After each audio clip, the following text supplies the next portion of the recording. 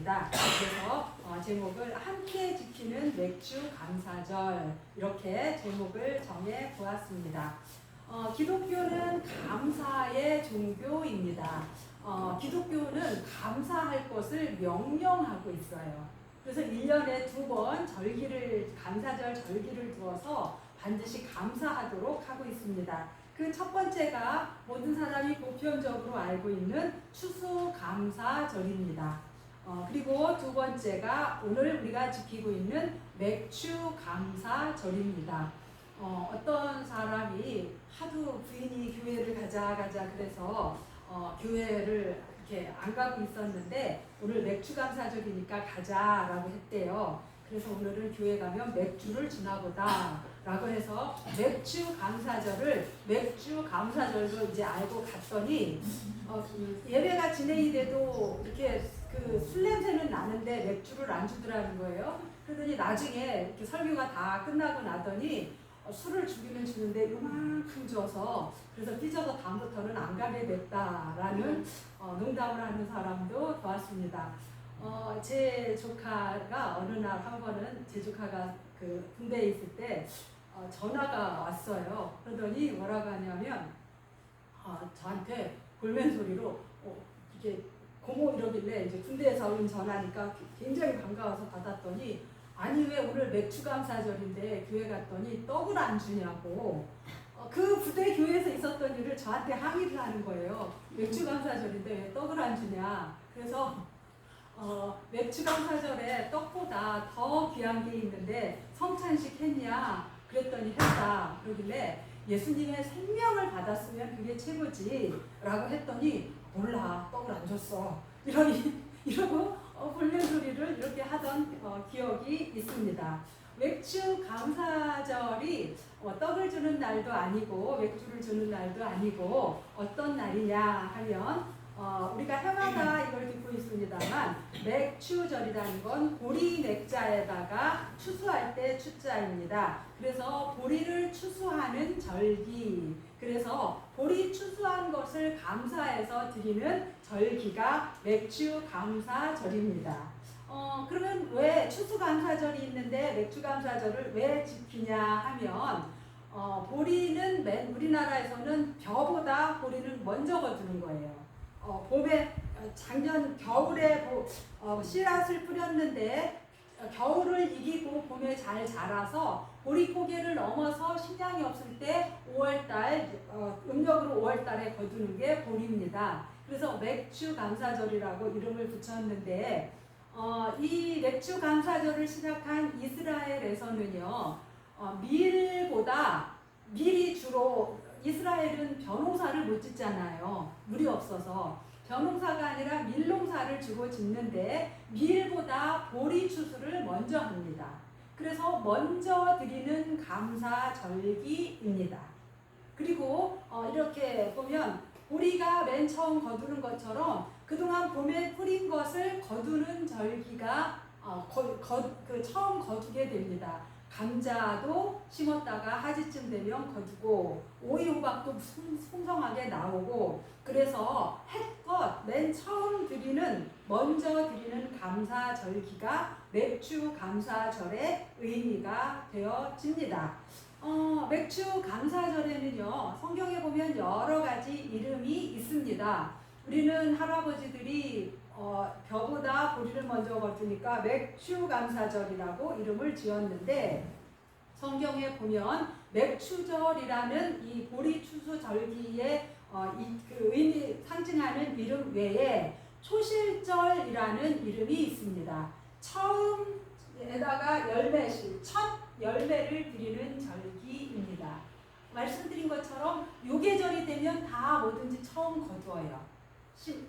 농사한 것을 처음 거두어서 처음 드리는 첫 열매를 드리는 절기가 맥추절입니다. 그런데 이 처음 드리는 열매의 초실절이 대개 언제 이루어지게 되는가 하면 6월절 지나서 7일씩 7번을 지낸 다음 일주일씩 7번 지내서 7, 7이 49. 그래서 49일 후 50일째 드리는 절기가 됩니다. 그래서 77절이라고 그랬어요. 7일씩 7번 지낸다. 어디를 기준으로요? 6월절을 기준으로. 그래서 77절이라고 하기도 합니다. 6월절은 49일인데 또한 어떤 의미 49일이 지나서 바로 그 다음 날이니까 50일째가 되잖아요. 그래서 오순절이라고 이름을 부르기도 했습니다. 그래서 맥주절, 초실절, 칠칠절, 오순절 다 맥주 감사절을 드리는 절기입니다. 그러면 이 맥주절을 지금 21세기를 살아가고 있는 대한민국에서 이거를 지켜야 하는가라는 거죠. 그래서 어떤 분들은 어떤 교회에서는 안 지키기도 해요. 왜 그런가 하면 이게 구약시대의 절기이지 우리하고 대부분 도시에서 살고 있는 사람들의 삶하고 이게 맞지 않다라는 것입니다. 그리고 또 여러분 보리 농사 지어서 보리 방아 찧어서 여러분 하나님께 예물로 가지고 오셨습니까? 아니죠. 우리 주변에 보리 이렇게 보기도 힘들지 않습니까? 그래서 보리 농사 맥주절이니까 보리 농사에만 해당이 되느냐라는 겁니다. 그래서 이거 우리가 6월절을 우리가 구약에 있는 6월절을 지키지 않듯이 오늘 우리가 이걸 지키는 게 맞느냐라는 건데요. 그런데 성경에 보면 뭐라고 했느냐? 맥주절을 지켜라 이렇게 명령하고 있습니다. 그러면 맥주절을 왜 지켜야 하냐면 그 초실절이나 보리추수절기 이게 구약적인 의미였다면 오늘날 신약으로 와서 이 의미가 예수님 안에서 새롭게 해석이 되어졌어요. 우리가 예수님이 6월절 전날 하던 6월절 식사를 우리가 예수님하고 유대인하고 똑같이 6월절 식사를 합니까? 안 해요. 우리가 쓴나물 먹고 고기 구워 먹고 이런 거 안 해요. 6월절 전날 안 하는데요. 대신에 6월절 날 6월절의 원래 의미가 예수 그리스도 자신이 하나님의 어린 양으로 자신의 피와 살을 드린 날이에요. 그래서 우리가 그걸 기념하라라고 행하신 본래의 의미였던 무엇을 우리가 요즘 신약시대에 새로 행하고 있습니까? 성찬식이요. 성찬식을 행하고 있듯이 맥주절이라는 구약의 절기가 오늘날 우리에게 있어서는 어떤 의미가 있는가 하면 교회의 생일이라는 겁니다. 우리 행복한 교회도 올해가 11주년 생일이에요. 7월 4일 날 7월 첫 주에 공원 예배를 드렸거든요. 그래서 첫 생일인데 우리 행복한 교회에만 국한된 것이 아니라 전 세계 전 우주적인 교회의 생일이 맥주절이다 하는 것입니다. 왜 그런가 하면 맥주절의 다른 이름이 초실절이다 그랬는데 처음 열매를 드린 절기다라는 거예요. 그러면 처음 열매를 드린 것은 구약에서 보면 언제 처음 열매에 대한 말이 있느냐 하면 이스라엘 백성이 출애굽하기 전에 하나님께서 모든 온 우주 만물의 주인이신 것을 보이기 위해서 이집트에 장자를 다 죽이셨어요. 그런데 어느 집에만 그 죽음의 재앙이 넘어갔습니까? 6월절 어린 양의 피를 바른 집에만 넘어갔어요. 넘어가서 이것을 기념하여서 첫 것은 하나님의 것이다 그랬어요. 그런데 이것을 왜 했냐면 그것이 결국은 예수 그리스도께서 첫 열매로 하나님의 어린 양으로 예수 그리스도의 보혈의 피를 우리 심령에 묻히면 죽음이 완전히 우리를 넘어간다라는 것에 대한 예표였습니다. 그래서 그 6월절이 결국은 예수 그리스도를 상징하는 거였어요. 근데 그 예수님께서 하나님의 어린 양으로 십자가에서 인류의 죄를 다 지고 죽으신 후에 부활하셨어요. 부활의 첫 열매가 되셨어요. 그래서 초실절을 왜 지키라고 했느냐? 예수 그리스도께서 부활의 첫 열매가 되셨구나. 그러면 첫 열매가 그렇게 맺혔으니까 다음 것도 똑같이 맺혀지듯이 예수 안에서 우리도 부활한다. 그렇게 믿으시죠? 그게 초실절의 진정한 의미였습니다.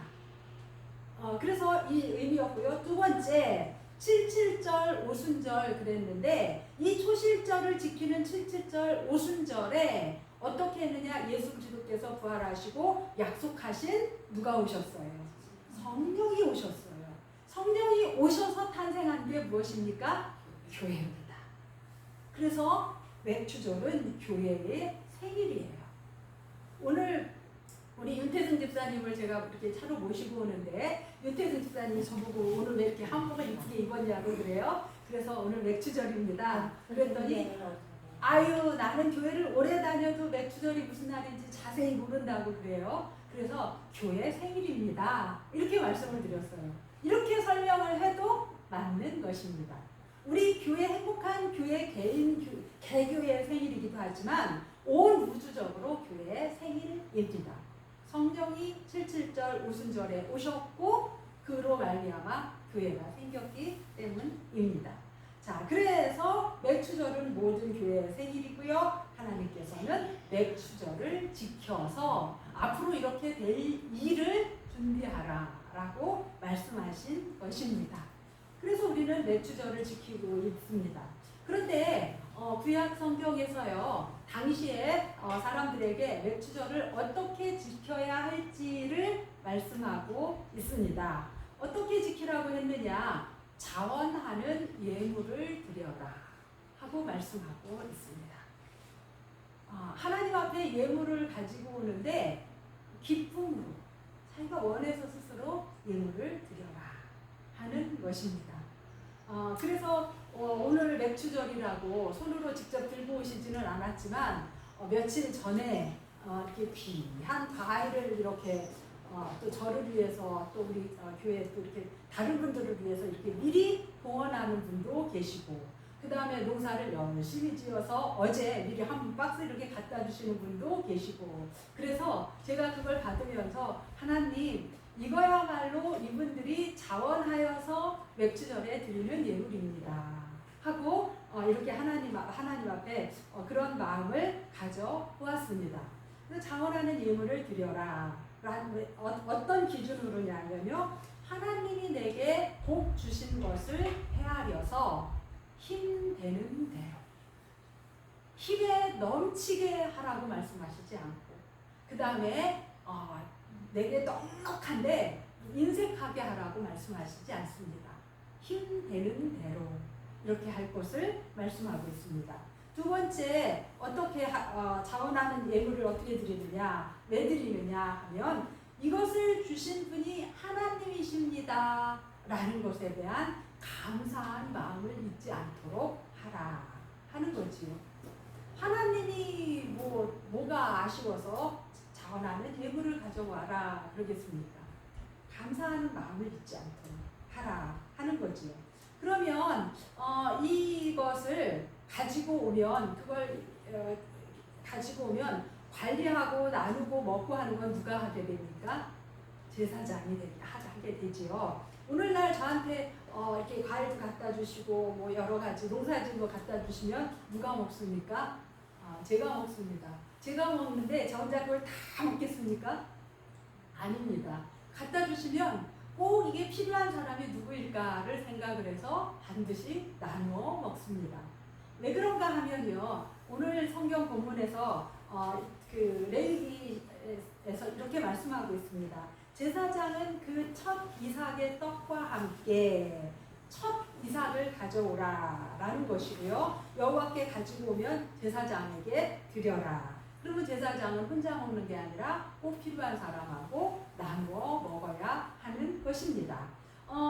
그래서 이 절기를 지킬 때는 어떤 노동도 하지 말고 거주하는 각처에서 영원히 지킬 규례다 라고 말씀을 하시는데, 그 맥주절에 그 예물을 자원하에서 가져오는 것만 중요한 게 아니라 그거보다 더 중요한 게 있어요.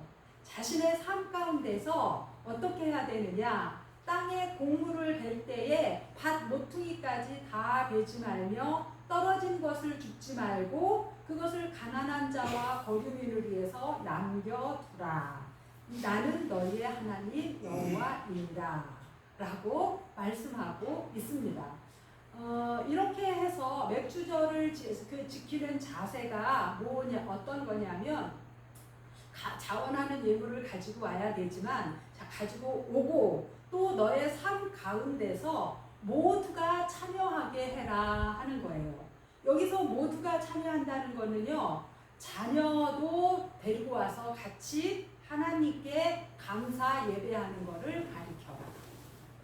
그런데 나하고 자녀들은 와서 막 예배하고 좋은데 일꾼들은 일하게 하고 있어요.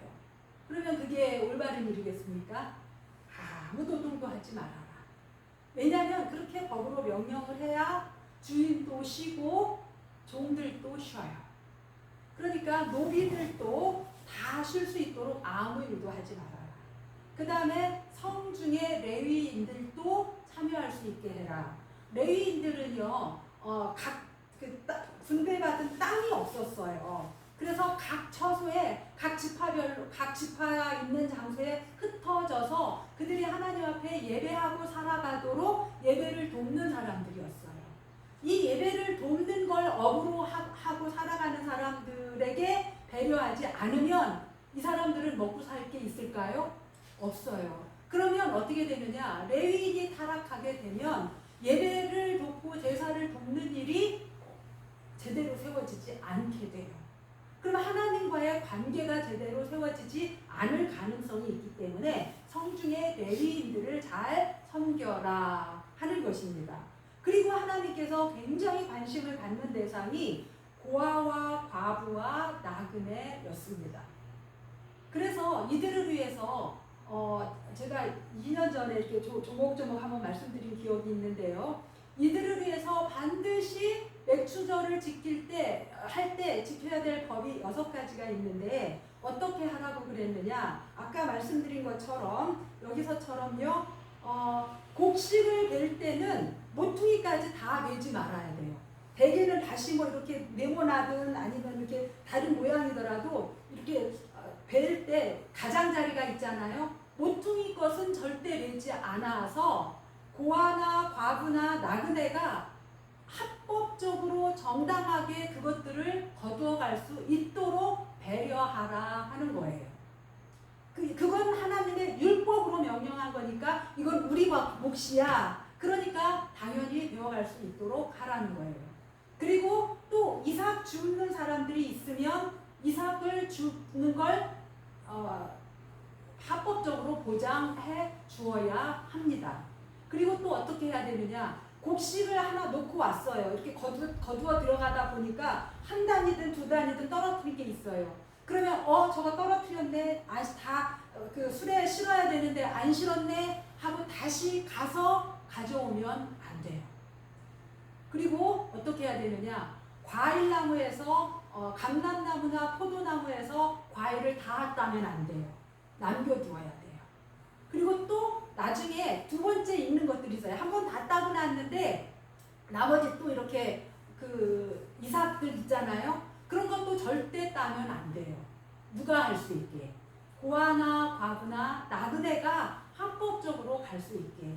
그리고 3년에 한 번 11조를 들여서 평소에 드리는 11조 말고 3년에 한 번 특별 11조를 들여서 그것을 고아나 과부나 나그네가 를 위해서 베풀 수 있게 만들어라. 이게 맥주절에 지켜야 될 하나님의 법이었습니다.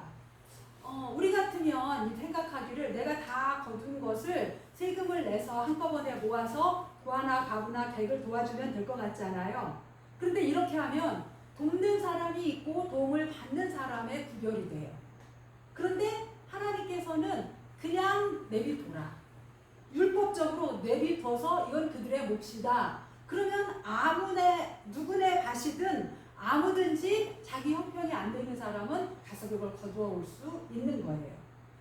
이렇게 하도록 명령한 것이 하나님의 법이었습니다.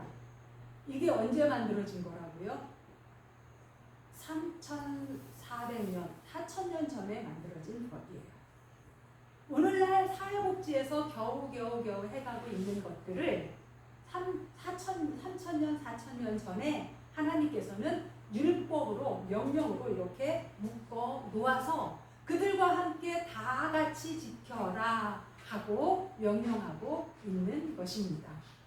이게 하나님께서 하나님의 백성이 이웃과 더불어 명절을 지키고 이웃과 더불어 절기를 지켜나가는 하나님의 백성의 삶의 방식이었습니다. 자, 이렇게 해서 소외되는 사람이 없도록 해라 하는 게 하나님 아버지의 뜻인데, 가만히 보니까 딱 누구의 마음이에요? 아버지 마음. 네, 부모 마음이죠.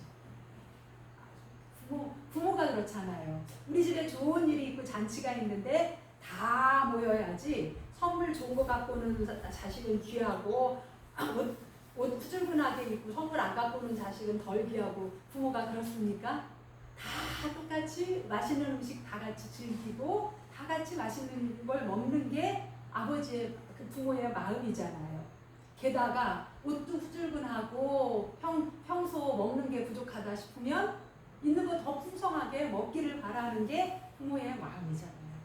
하나님께서는 소외되는 사람이 없도록 자녀나 노비, 성중의 레인, 특별히 고아, 과부, 나그네를 더 잘 살펴라 하고 절기를 지키는 자세를 당부하고 계십니다. 그래서 신명기 24장에서도 나그네와 고아와 과부를 위해서 곡식을 이렇게 밭에 잊어버렸거든. 도로 가져오지 말고 남겨둬라. 그리고 고아와 과부를 위해서 올리브 열매 다 떤 위에 가지를 다시 살펴서 덜 거둔 거 없나 절대 살피지 말아라 라고 명령하고 있습니다. 포도 다 딴 후에 남은 거 다시 따지 말고 누구를 위해서 남겨두라고요? 객과 나그네, 고아, 과부를 위해서 남겨두어라. 이렇게 명령하고 있는 것입니다. 왜 그렇습니까? 객과 고아와 과부를 위해서 남겨두라는 건 합법적으로 약자도 취할 수 있도록, 약자도 상생할 수 있도록 배려하라는 거예요. 이만큼 거두어다가 나 이만큼 있으니까 너 갖고 이렇게 하는, 내가 그걸 하라는 게 아니라 그들 스스로가 자존심 상하지 않게 취할 수 있도록 배려하고 계시는 것입니다. 그렇습니다. 하나님은 약자를 돌보시고 관심이 있으십니다. 이게 우리가 매추절을 지켜야 되는 정신인 것입니다. 그래서 이 부분에 대해서 예수님께서는 어떻게 말씀하고 계셨는가 하면, 마태복음 25장 40절에 우리 같이 읽어보겠습니다. 시작. 내가 진실로 너희에게 이르노니 너희가 여기 내 형제 중에 지극히 작은 자 하나에게 한 것이 곧 내게 한 것이니라. 예, 그렇습니다. 지극히 작은 자, 전에 성경은 소자 그랬어요. 지극히 작은 자는 누구냐면, 제가 이분에게 밥을 사드렸더니 밥을 10번 사면 저분은 다 저에게 밥을 몇 번 사실 거예요. 그죠? 그런데 내가 밥을 10번을 사줘도 그 사람은 나한테 밥을 사줄 수 없는 사람. 그 사람이 지극히 작은 자예요. 내가 10번 그 사람을 선대해줘도 그 사람은 내게 갚을 능력이 안 되는 사람. 그런 사람에게, 이런 지극히 작은 자에게 네가 하면 그것이 곧 누구에게 한 것이라고요? 예수님께 한 것이다. 구약에서는요, 이런 사람들, 고아와 과부와 나그네한테 잘해주는 거, 그거 하나님께 꾸이는 거다 그러는 거예요. 그래. 내가 그런 사람에게 잘해주면 하나님 생각하기를 나 너에게 빚이 있다, 이렇게 생각해 주신다는 거예요. 그래서 이들을 위해서 그렇게 할 것을 지극히 작은 자 하나에게 한 것이 내게 한 것이다 하고 말씀하고 계시는 것입니다. 왜 그렇게 해야 되느냐? 너희 신분을 생각해 보면 너는 애굽 땅에서 종되었던 것을 기억하라. 네 원래 신분이 애굽 땅에서 이집트에서 종이었잖아. 그런데 내가 너희를 이끌어 하나님의 거룩한 백성으로 만들었어. 그러니 종의 신분에서 거룩한 백성이 되었으니 거룩한 백성에게 걸맞는 법으로 살아가라. 이 말씀인 것입니다. 우리는 세상 법의 지배를 받지만 누구 법의 지배를 받고 살아가는 사람입니까? 하나님의 법이에요. 하나님의 법은 공정하지만 은혜의 법이에요. 그래서 공정하지만 은혜의 법대로 우리가 살아가야 하기 때문에 지극히 작은 자에게 베풀어 줘라 라고 말씀하고 있는 것입니다. 이 약자 배려의 실제가 가장 극명하게 드러난 것이 룻기에서 보면 이삭 죽기 같은 경우가 그러합니다. 가난한 사람이 합법적으로 함께 생존할 수 있는 시스템을 하나님은 이렇게 만들어가고 계셨던 것입니다. 그래서 제가 주보에다가 이렇게 실었는데 이렇게 여러분 집에 가서 주보 한번 쭉 보십시오. 이스라엘 사람들은요, 이 7.7절, 이 초실절 절기를 지키면서 성경을 읽는데 뭘 읽냐면은 룻기서를 읽는다는 거예요. 룻기서를 다 같이 공동으로 읽는데 이게 그걸 그 약자 배려하는 걸 말씀하기 때문인데, 그러면서 제사장은 하나님 앞에 2개의 떡을 올린대요. 왜 2개의 떡이냐면 하나는 하나님의 백성을 위한 떡이에요. 자신들 공동체를 위한 떡이에요. 그런데 하나의 떡은 뭐냐? 이방인의 떡이에요. 그러니까 자신들 공동체 몫으로 하나, 이방인을 위해서 하나. 이렇게 2개의 떡을 하나님한테 올린다라는 것입니다. 그래서 오늘 우리에게도 그렇게 하자라고 여러분에게 제안을 해봅니다. 우리 행복한 교회가 지금 올해가 이제 11주년인데 그동안 1주년부터 시작해서 맥주 감사절 또 교회 설립 기념주일에 마을 사람들을 대상으로 마을 잔치도 계속 해왔었고, 그 다음에 떡을 해서 떡을 이렇게 돌리고 삼계탕을 대접한 적도 있고 이렇게 늘 이렇게 했었습니다. 작년하고 그 재작년하고 2년 동안에는 우리 성도님 중에 한 분이 또 수건을 이렇게 특별히 제작을 해서 이렇게 좋은 수건을 이렇게 마을에 떡과 함께 마을에 돌리고 떡도 함께 돌리고 그랬습니다. 근데 올해는 그런 걸 전혀 하지 않고 뭐에 집중하기를 우리가 소원했냐면 성령께서 임재하시기를 우리가 기도하며 한번 집중해 보았습니다. 이제 맥주 감사절을 보내면서 우리가 성령이 임하시기를 한 달이 넘게 40일, 50일 동안 우리가 기도해 왔으면 이렇게 하자고 여러분에게 제안을 드립니다. 2개의 떡을 가지고 살아보자 하는 겁니다. 하나는 나 자신이 하나님과의 관계에 있어서 늘 드려지는 예배와 찬양과 기도와 예물과 이런 것들이에요. 하나님 앞에 올 때 여러분 그 헌금을 가지고 와서 공처에 담아서 하나님께 드리잖아요. 나를 위한 거예요. 하나님 앞에 나를 위한 거예요. 내 가족을 위한 거, 내 자녀들, 또 내 주변이 편안하기를 위해서 감사해서 드리는 예물이에요. 그렇다면 이제는 우리가 나머지 6개월 동안 이제 2024년 6개월 동안을 잘 살아왔고 나머지 6개월 동안을 또 살아가실 터인데, 이제 앞으로는 하나의 떡을 늘 한번 가지고 다녀보자 하는 겁니다. 떡을 하나 가지고 다니며 이걸 누구에게 줄 것이냐 하는 거예요. 누구에게 주는 걸 하나님이 기뻐하시겠습니까? 네, 지극히 작은 자. 내게 갚아줄 수 없는 지극히 작은 자. 내게 갚아줄 수 없기 때문에 하나님이 대신 갚아주셔야 되는 지극히 작은 자. 우리가 본 구약의 배경으로 한다면 고아와 과부와 나그네, 이런 분들을 위해서 떡을 하나씩 가지고 다녀 보십시오. 저는 참 감사한 게 우리 성도님 중에 한 분이 주일날 올 때마다 뭐 하나 꼭 갖고 와서 그게 꼭 필요한 어떤 분에게 이렇게 늘 이렇게 잘 드리는 것을 보았습니다. 근데 그분에게 드리는데 그분은 이분에게 뭐 갚아드릴 만한 게 없어요. 그런데도 끊임없이 이분을 이렇게 섬기는 마음으로 뭘 하나씩 꼭 갖고 와서 이렇게 드리더라고요. 떡을 2개 가지고 다니는 거예요.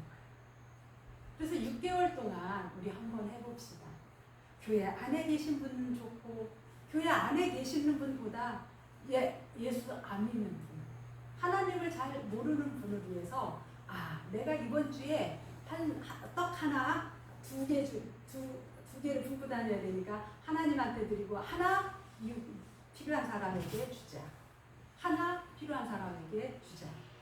이렇게 해서 가지고 다녀서 한번 줘보십시오. 어떤 그 마음을 가지고 여러분이 기도하시면 그 사람이 반드시 보입니다. 보여서요. 그건 누구에게 이야기할 것도 없고 하나님하고 나만 둘이 아는 비밀이에요. 하나님하고 나만 둘이 아는 비밀. 근데 이게 뭐 큰 거, 뭐 좋은 거 저는 필요 없다고 생각합니다. 그냥 내 마음으로 하나님께 드리는 심정으로 지극히 작은 자에게 하는 마음으로 하나씩 이렇게 드리면 그게 바로 2024년 맥주 감사절을 올 한 해 내내 가장 잘 지키는 절기가 되어질 줄 믿습니다. 네, 그런 마음으로 주님과 이 그림을 제가 올린 거는 앞에서 지난주 얘기한 것처럼 이방인과 하나님의 백성이 하나 되는 모습을 우리가 이렇게 실현해보자 라는 그 마음으로 이 그림을 가져와 보았습니다. 자, 그러면 우리 함께 이제 그 마음을 가지고 주님과 하나 되는 성찬을 행하도록 하겠습니다.